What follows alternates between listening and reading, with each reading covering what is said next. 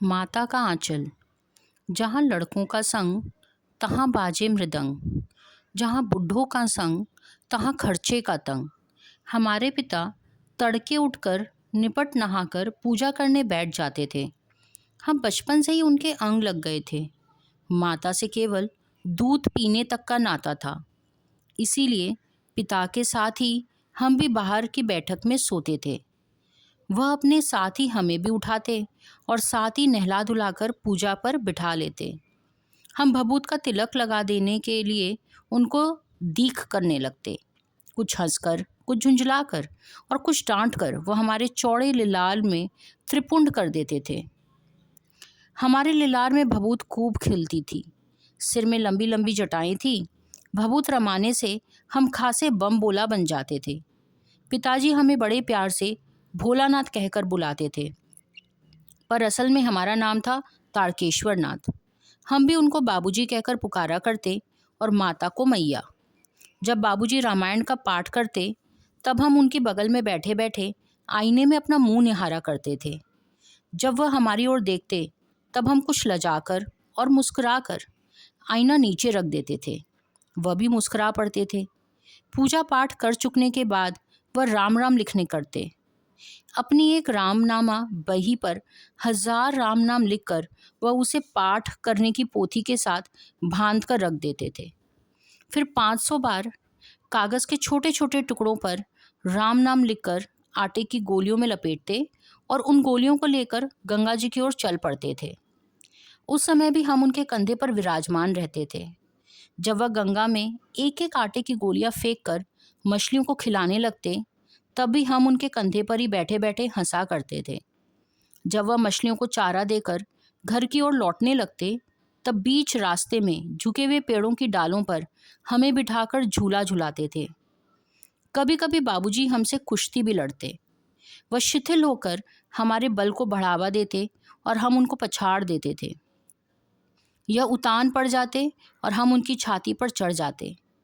जब हम उनकी लंबी लंबी मूछें उखाड़ने लगते तब वह हंसते हंसते हमारे हाथों को मूछों से छुड़ाकर उन्हें चूम लेते थे।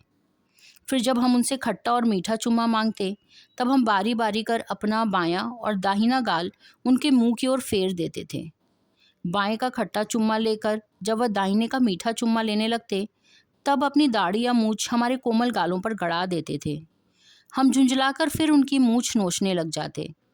इस पर वह बनावटी रोना रोने लगते और हम अलग खड़े खड़े खिलखिलाकर हंसने लग जाते। उनके साथ हंसते हंसते जब हम घर आते तब उनके साथ ही हम भी चौके पर खाने बैठ जाते। वह हमें अपने ही हाथ से फूल के कटोरे में गोरस और भात सान कर खिलाते थे। जब हम खाकर अफर जाते तब मैया थोड़ा और खिलाने के लिए हट करती। वह बाबूजी से कहने लगती, आप तो 4-4 दाने के कौर बच्चे के मुंह में देते हैं। इससे वह थोड़ा खाना खाकर समझ लेता है कि हम बहुत खा गए। आप खिलाने का ढंग नहीं जानते। बच्चे को भर मुंह कौर खिलाना चाहिए। जब खाएगा बड़े बड़े कौर तब पाएगा दुनिया में ठौर। देखिए, मैं खिलाती हूँ। मर्द वे क्या जाने कि बच्चों को कैसे खिलाना चाहिए, और महतारी के हाथ से खाने पर बच्चों का पेट भी भरता है।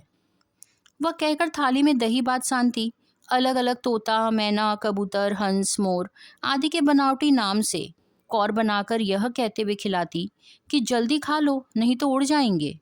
पर हम उन्हें इतनी जल्दी उड़ा जाते थे कि उड़ने का मौका ही नहीं मिलता था। जब हम सब बनावटी चिड़ियों को चटकर जाते थे तब बाबूजी कहने लगते, अच्छा अब तुम राजा हो, जाओ खेलो। बस हम उठकर उछलने कूदने लगते। फिर रस्सी में बंधा हुआ काठ का घोड़ा लेकर नंग दड़ंग बाहर गली में निकल जाते थे। जब कभी मैया हमें अचानक पकड़ पाती तब हमारे लाख छटपटाने पर भी एक चुल्लू कड़वा तेल हमारे सिर पर डाल ही देती थी। हम रोने लगते और बाबूजी उस पर बिगड़ कर खड़े हो जाते, पर वह हमारे सिर में तेल बोत कर हमें उबट कर ही छोड़ती थी। फिर हमारी नाभि और लिलार में काजल की बिंदी लगाकर चोटी गूंथती और उसमें फूलदार लट्टू बांधकर रंगीन कुर्ता टोपी पहना देती थी। हम खासे कन्हैया बनकर बाबूजी की गोद में सिसकते सिसकते बाहर आते थे। बाहर आते ही हमारी बाट जोहने वाला बालकों का एक झुंड मिल जाता था। हम उन खेल के साथियों को देखते ही सिसकना भूलकर बाबूजी की गोद में उतर पड़ते और अपने हमजोलियों के दल में मिलकर तमाशे करने लग जाते। तमाशे भी ऐसे वैसे नहीं, तरह तरह के नाटक। चबूतरे का एक कोना ही नाटक घर बनता था। बाबूजी जिस छोटी चौकी पर बैठकर नहाते थे वही रंगमंच बनती। उसी पर सरकंडे के खंभों पर कागज का चंदोआ तान कर मिठाइयों की दुकान लगाई जाती। उसमें चिलम के खोंचे पर कपड़ों के थालों में ढेले के लड्डू, पत्तों की पूरी कचौरियाँ, गीली मिट्टी की जलेबियाँ, फूटे घड़ों के टुकड़ों के बताशे आदि मिठाइयाँ सजाई जाती।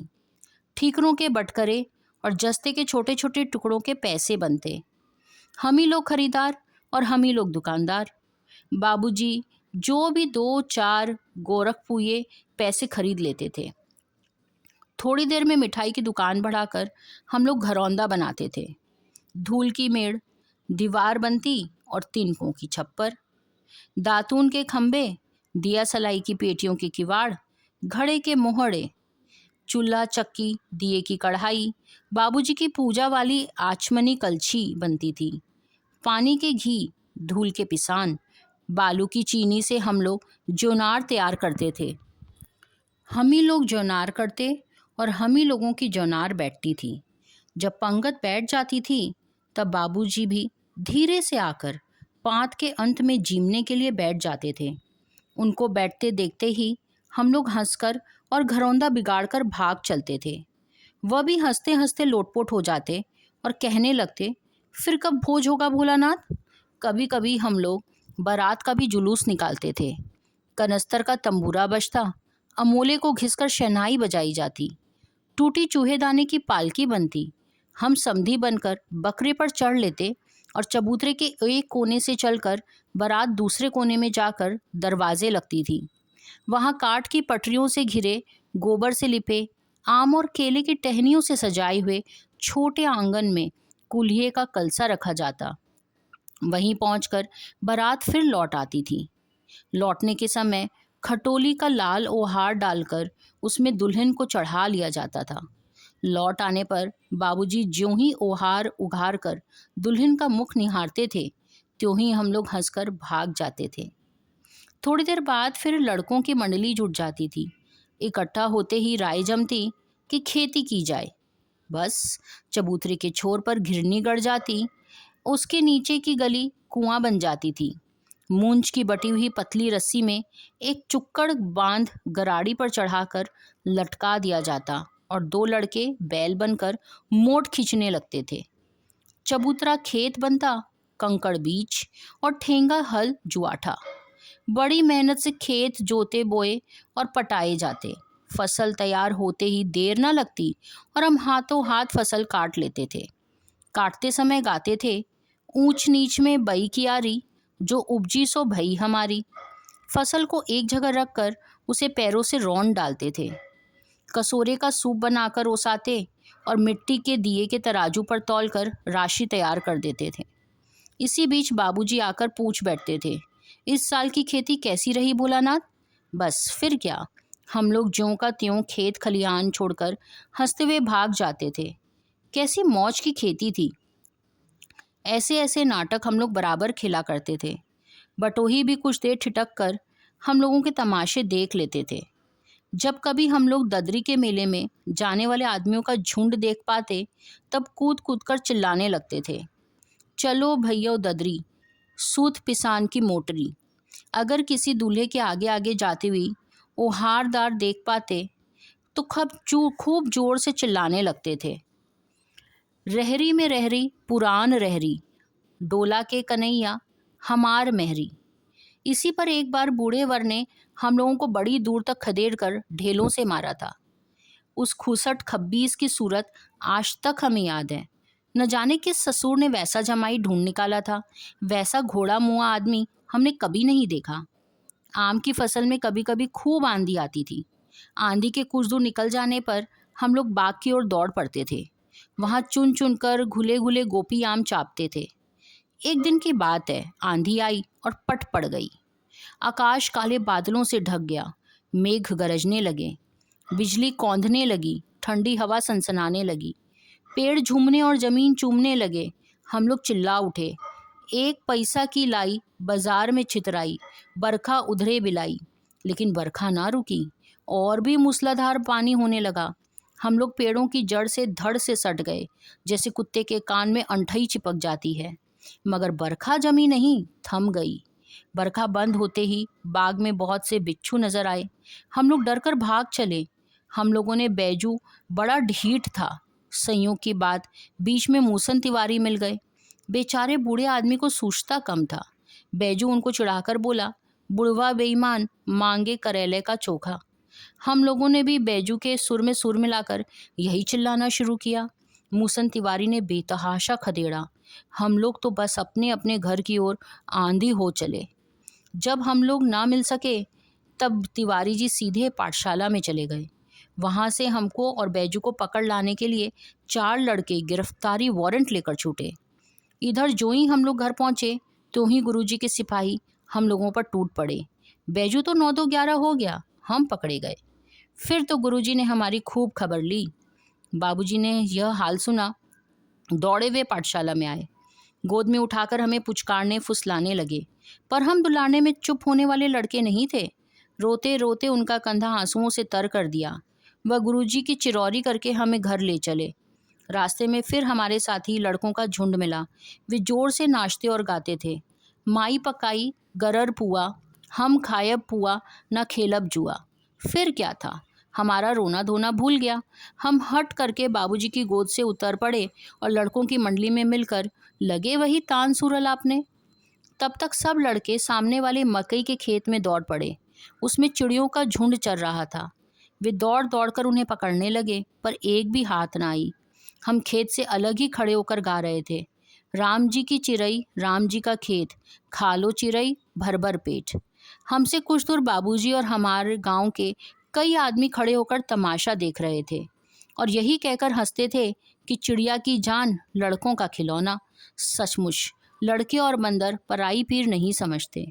एक टीले पर जाकर हम लोग चूहों के बिल में पानी उलीचने लगे। नीचे से ऊपर पानी फेंकना था। हम सब थक गए। तब तक गणेश जी के चूहे की रक्षा के लिए शिव जी का सांप निकल आया।